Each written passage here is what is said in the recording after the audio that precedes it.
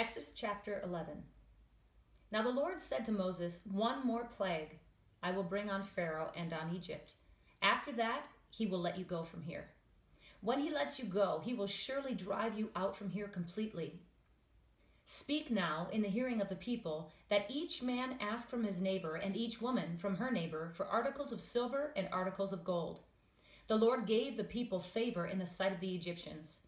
Furthermore, the man Moses himself was greatly esteemed in the land of Egypt, both in the sight of Pharaoh's servants and in the sight of the people. Moses said, "Thus says the Lord, about midnight I am going out into the midst of Egypt, and all the firstborn in the land of Egypt shall die. From the firstborn of the Pharaoh who sits on the throne, even to the firstborn of the slave girl who is behind the millstones, all the firstborn of the cattle as well. Moreover, there shall be a great cry in all the land of Egypt, such as there has not been before, and such as shall never be again. But against any of the sons of Israel, a dog will not even bark, whether against man or beast, that you may understand how the Lord makes a distinction between Egypt and Israel. All these your servants will come down to me and bow themselves before me, saying, 'Go out, you and all the people who follow you,' and after that I will go out." And he went out from Pharaoh in hot anger. Then the Lord said to Moses, "Pharaoh will not listen to you, so that my wonders will be multiplied in the land of Egypt." Moses and Aaron performed all these wonders before Pharaoh, yet the Lord hardened Pharaoh's heart, and he did not let the sons of Israel go out of his land. Exodus chapter 12. Now the Lord said to Moses and Aaron in the land of Egypt, "This month shall be the beginning of months for you. It is to be the first month of the year for you. Speak to all the congregation of Israel, saying, on the 10th of this month they are each one to take a lamb for themselves according to their father's households, a lamb for each household. Now if the household is too small for a lamb, then he and his neighbor nearest to his house are to take one according to the number of persons in them. According to what each man should eat, you are to divide the lamb. Your lamb shall be an unblemished male, a year old. You may take it from the sheep or from the goats. You shall keep it until the 14th day of the same month. Then the whole assembly of the congregation of Israel is to kill it at twilight. Moreover, they shall take some of the blood and put it on the 2 doorposts and on the lintel of the houses in which they eat it. They shall eat the flesh that same night, roasted with fire, and they shall eat it with unleavened bread and bitter herbs. Do not eat any of it raw or boiled at all with water, but rather roasted with fire, both its head and its legs along with its entrails. And you shall not leave any of it over until morning, but whatever is left of it until morning you shall burn with fire. Now you shall eat it in this manner, with your loins girded, your sandals on your feet, and your staff in your hand, and you shall eat it in haste. It is the Lord's Passover. For I will go through the land of Egypt on that night, and will strike down all the firstborn in the land of Egypt, both man and beast, and against all the gods of Egypt I will execute judgments. I am the Lord. The blood shall be a sign for you on the houses where you live. And when I see the blood, I will pass over you, and no plague will befall you to destroy you when I strike the land of Egypt. Now this day will be a memorial to you, and you shall celebrate it as a feast to the Lord. Throughout your generations you are to celebrate it as a permanent ordinance. 7 days you shall eat unleavened bread, but on the first day you shall remove leaven from your houses. For whoever eats anything leavened from the first day until the 7th day, that person shall be cut off from Israel. On the first day you shall have a holy assembly, and another holy assembly on the 7th day. No work at all shall be done on them, except what must be eaten by every person, that alone may be prepared by you. You shall also observe the feast of unleavened bread, for on this very day I brought your hosts out of the land of Egypt. Therefore you shall observe this day throughout your generations as a permanent ordinance. It is the first month. On the 14th day of the month at evening, you shall eat unleavened bread, until the 21st day of the month at evening. 7 days there shall be no leaven found in your houses, for whoever eats what is leavened, that person shall be cut off from the congregation of Israel, whether he is an alien or a native of the land. You shall not eat anything leavened. In all your dwellings you shall eat unleavened bread. Then Moses called for all the elders of Israel and said to them, "Go and take for yourselves lambs according to your families, and slay the Passover lamb. You shall take a bunch of hyssop and dip it in the blood which is in the basin, and apply some of the blood that is in the basin to the lintel and to 2 doorposts, and none of you shall go outside the door of his house until morning. For the Lord will pass through to smite the Egyptians, and when he sees the blood on the lintel and on the 2 doorposts, the Lord will pass over the door and will not allow the destroyer to come into your houses to smite you. And you shall observe this event as an ordinance for you and your children forever. When you enter the land which the Lord will give you, as he promised, you shall observe this rite. And when your children say to you, what does this rite mean to you?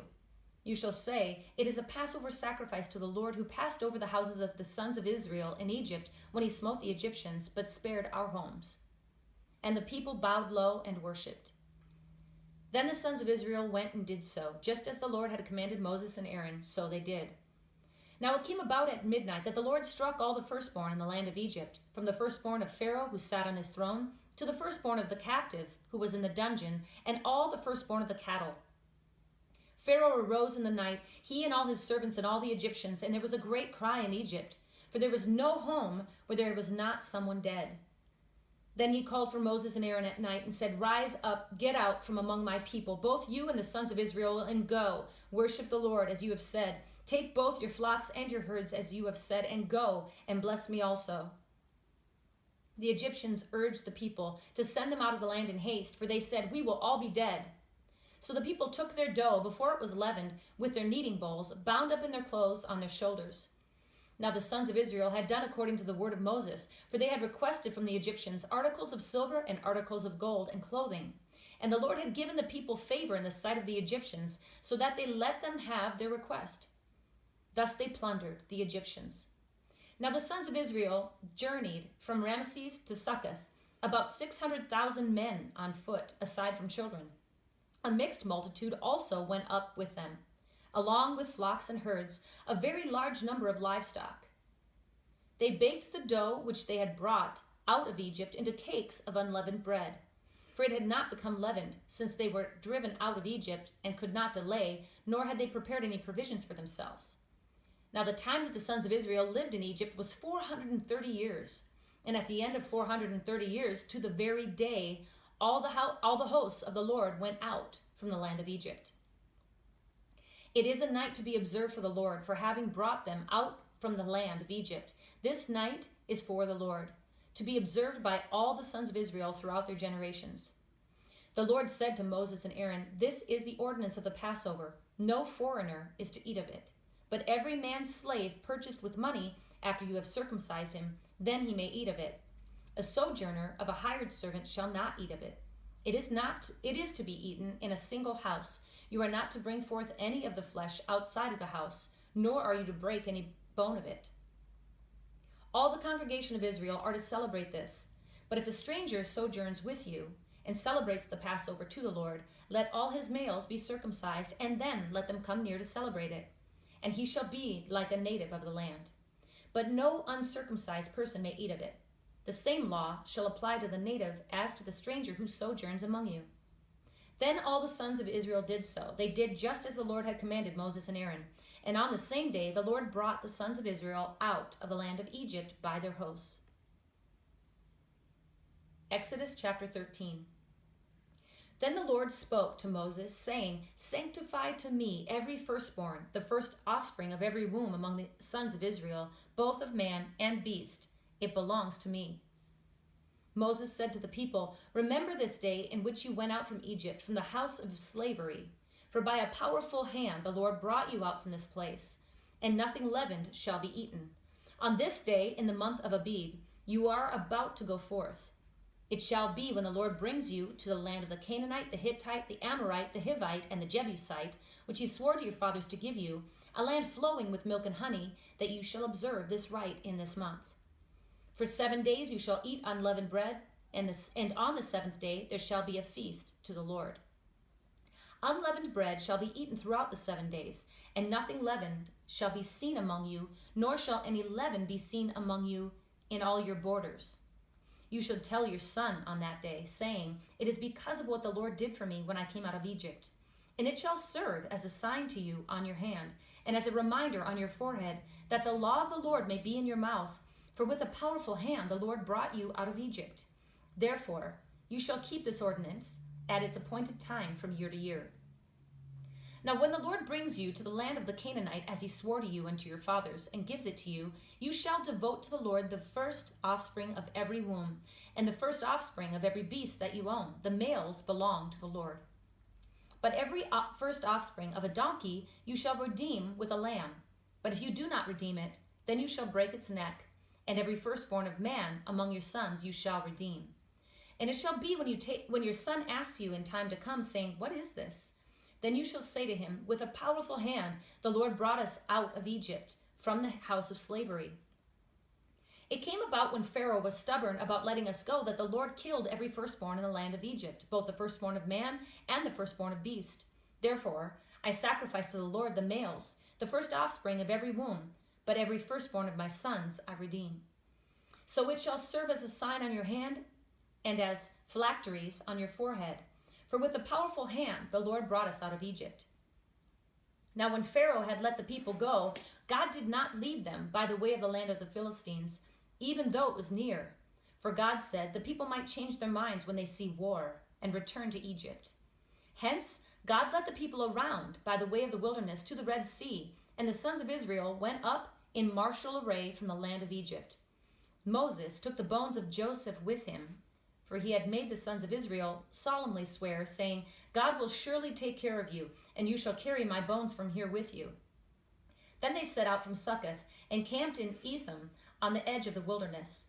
The Lord was going before them in a pillar of cloud by day to lead them on the way, and in a pillar of fire by night to give them light, that he might travel day by day and by night. He did not take away the pillar of cloud by day, nor the pillar of fire by night from before the people. Exodus chapter 14. Now the Lord spoke to Moses, saying, Tell the sons of Israel to turn back and camp before Pi-hahiroth, between Migdol and the sea.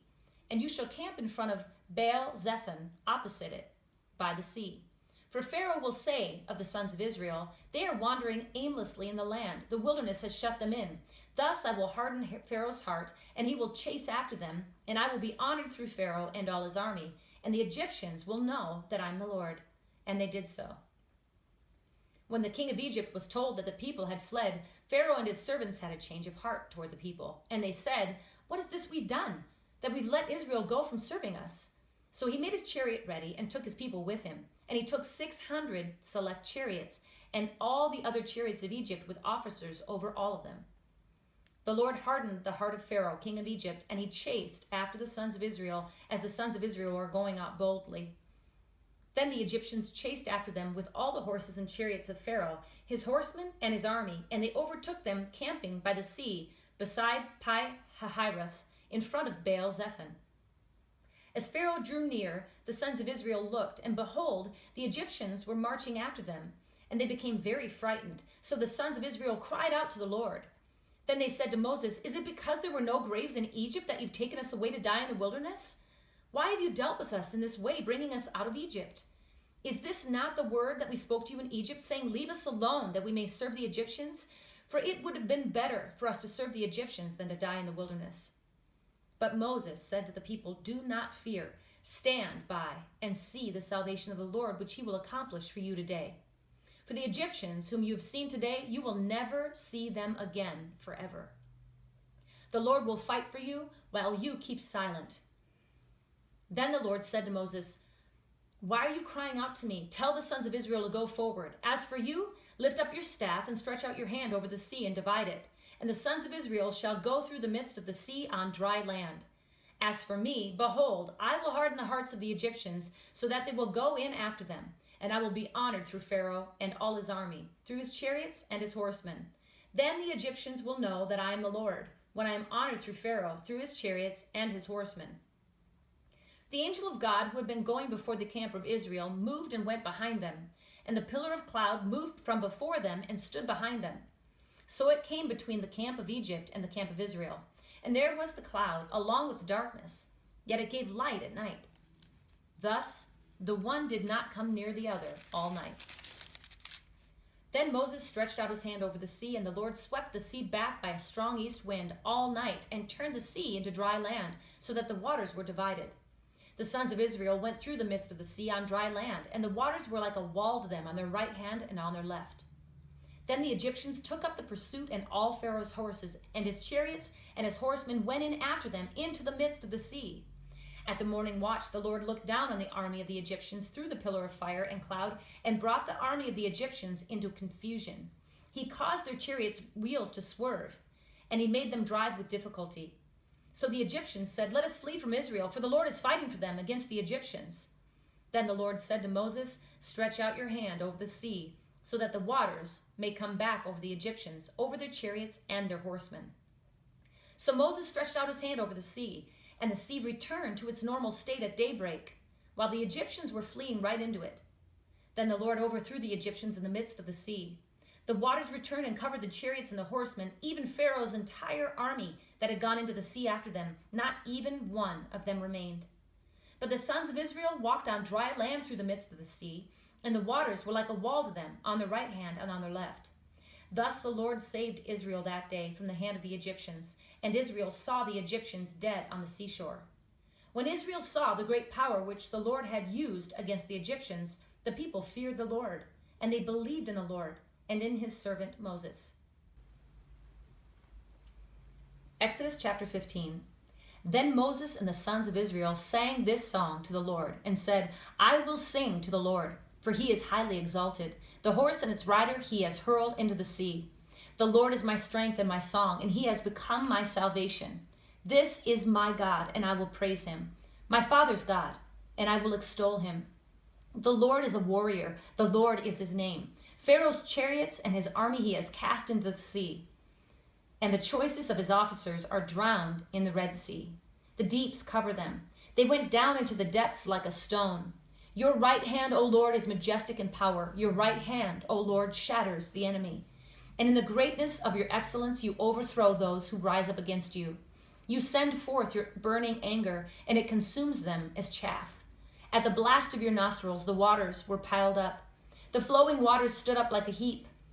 The deeps were congealed in the heart of the sea.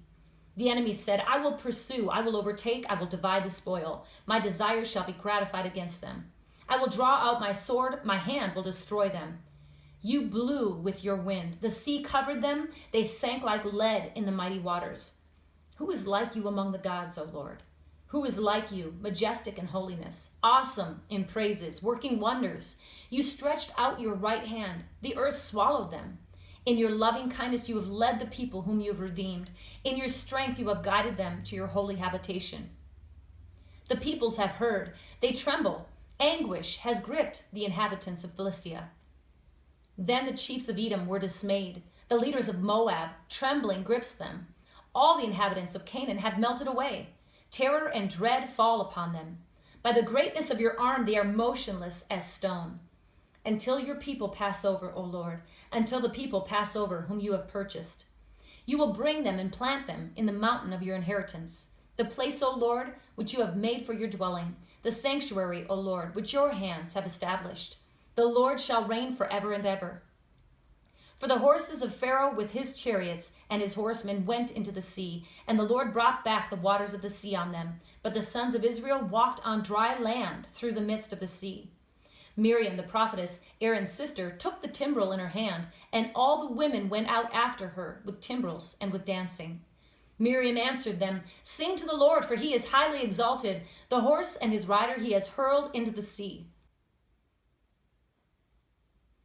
Then Moses led Israel from the Red Sea, and they went out into the wilderness of Shur. And they went 3 days in the wilderness and found no water. When they came to Marah, they could not drink the waters of Marah, for they were bitter. Therefore it was named Marah.